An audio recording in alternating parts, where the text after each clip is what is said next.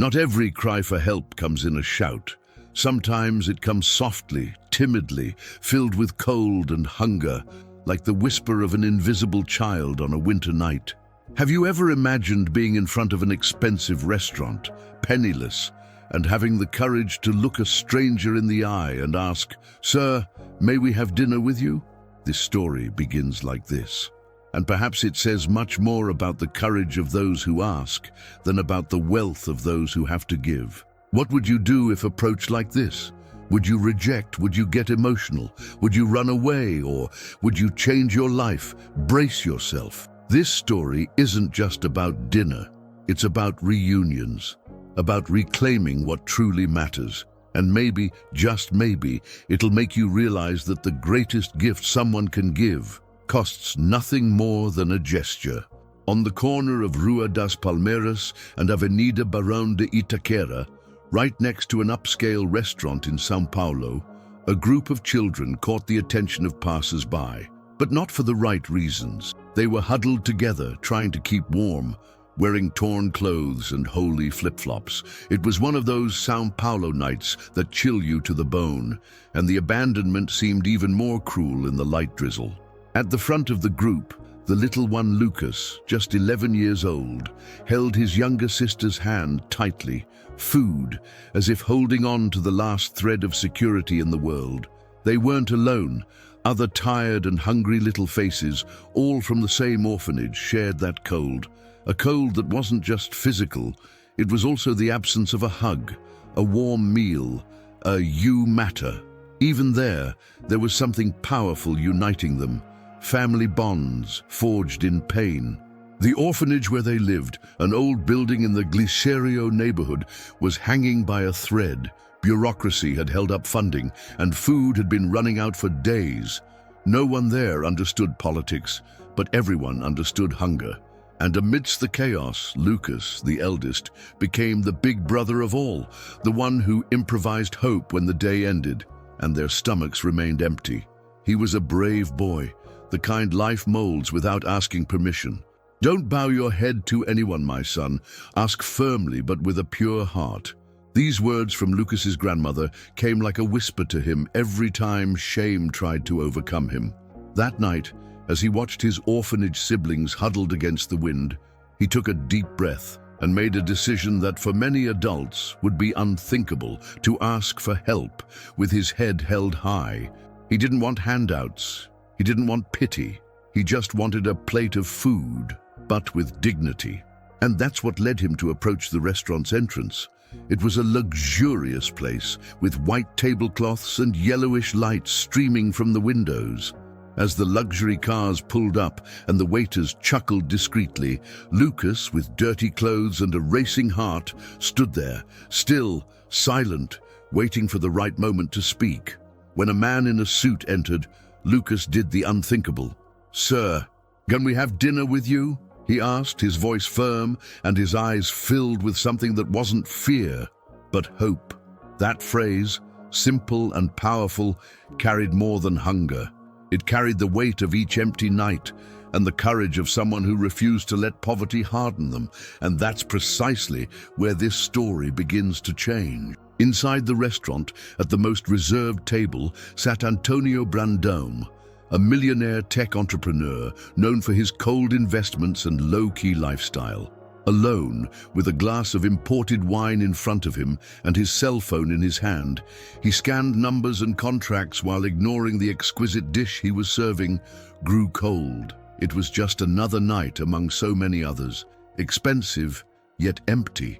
It was the waiter, Eduardo, who approached with a subtle gesture and said, "Doctor, Antonio, I think you should take a look at the sidewalk." His tone was different, almost complicit. Antonio looked up, somewhat impatiently, and turned toward the window. On the other side of the glass, 5 children huddled together, trying to warm themselves under the awning. But it wasn't the poverty that shocked him. It was the look on the boy's face, standing in the doorway. Lucas's gaze wasn't desperately pleading. It was direct, almost adult, filled with a strength difficult to deflect. Something in Antonio stirred, Something broke the ironclad routine he'd cultivated so deeply. For the first time in a long time, he saw beyond the glass, beyond the gourmet food, beyond the profits. And in that brief but powerful moment, history began to turn inside out. Antonio wasn't one to act impulsively. He was always driven by logic, by guarantees, by signed contracts in triplicate. But there was something about that boy that disarmed any argument. When Lucas approached the table and said in a calm voice, "We just wanted to eat, sir," the silence that followed was more eloquent than any million-dollar negotiation. Lucas didn't beg. He didn't cry. He simply spoke the truth, with the nobility of someone who didn't want favors, but a chance. Antonio, accustomed to sycophants and opportunists, was disconcerted by such simplicity. For the first time in years, he felt something resembling empathy pierce his armor of indifference. And before he could think too much, he replied, "Come in, all of you." The restaurant fell silent for a few seconds. Waiters stopped, customers frowned, but he didn't care. Antonio reached out to Lucas and pulled out a chair. And so, that businessman accustomed to dealing with CEOs spent the night dining with children invisible to society and discovering that the world's true hunger lies not in the food, but in the absence of affection. Between a forkful of rice and a shy laugh, the table began to change temperature. The children, previously shy, now shared stories of the orphanage, their mischief, and their dreams. Bia wanted to be a teacher. Another boy talked about being a firefighter. And Lucas, his eyes shining, simply said, "I just want a real family." It was as if he had touched a forgotten place inside Antonio. The businessman, who hadn't heard anything unrelated to money in a long time, felt disarmed. He remembered being a boy in the countryside of Minas Gerais, the nights he'd fall asleep listening to his mother hum because the power had been cut off. The truth of those children was too raw to ignore, and the more he listened, the more he realized. He wasn't the one offering something, he was the one receiving. Lucas's sincerity was a mirror, an uncomfortable yet liberating mirror. Antonio had dined with politicians, investors, celebrities.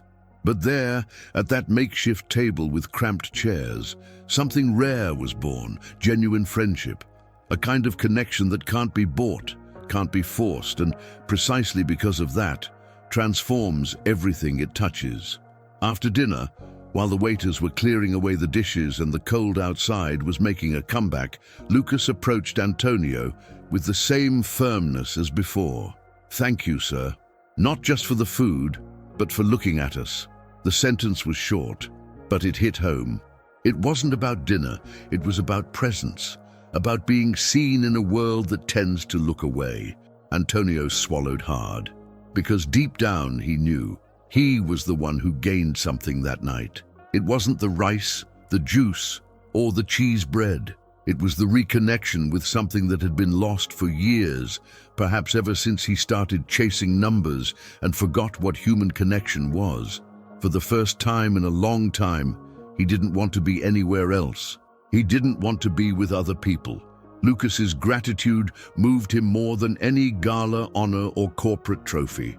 There was no stage or audience, just truth. And this truth planted a seed in Antonio's soul. A seed that began to germinate there, in the middle of the big city, where so many live alone even when surrounded by people.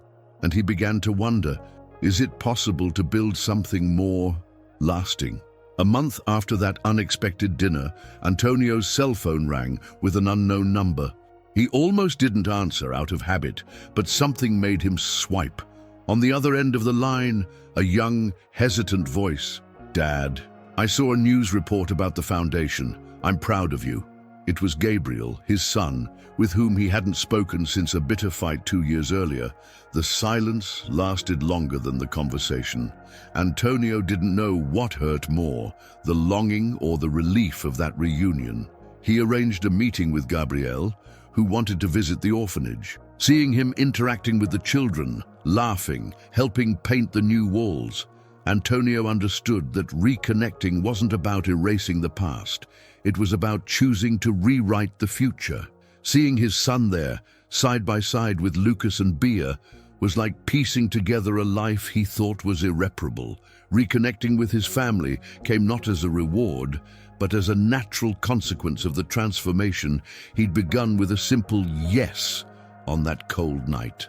And little by little, the man who had previously avoided attachments began to understand what it means to be part of something bigger. The old building in Glicerio, once falling into disrepair, became a veritable hotbed of hope. Antonio decided to sell his penthouse apartment in Jardins and use the proceeds to completely renovate the orphanage. New mattresses, clothes, toys, and even a reading room were added. The children couldn't believe it. Where it had previously rained inside, there was now a solid roof and colorful walls. But it wasn't just a physical renovation. The space took on a new life. Music workshops, tutoring, community gardens. Antonio hired skilled professionals, but he also sat with the little ones to play dominoes or listen to stories. He didn't just want to fund it, he wanted to participate, and this change in attitude transformed the place into a true home. What was once just a shelter became the heart of a small community. Children began to smile more, dream bigger. Lucas helped organize schedules, Bea tended the garden. It was more than a structural improvement. It was the birth of a space where every child was treated like a person, where every detail silently said, "You deserve it." One morning, Lucas took Antonio aside, his eyes fixed and his palms sweaty. "If you want, can you be our father?" The silence that followed was so profound that it seemed even the birds respected the moment. Antonio smiled, his eyes brimming with tears, and replied with the firmness of someone who understood the true value of life. "Only if all of you want it." A chorus of "we want it" spread across the courtyard.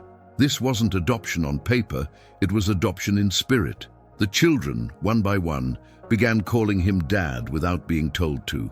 And he began to feel a kind of pride no corporate award had ever brought. It was the pride of seeing Bea overcome her fear of the dark, of seeing Lucas helping the younger ones with their homework, of seeing bonds of love blossoming without obligation.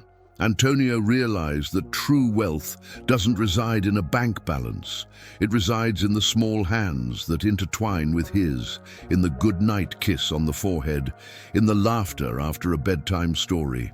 He'd had it all, but it was there, in that house filled with affection, that he felt whole for the first time. And he finally understood, family isn't just blood, it's choice, it's presence, it's heart. Sometimes it all starts with a simple question.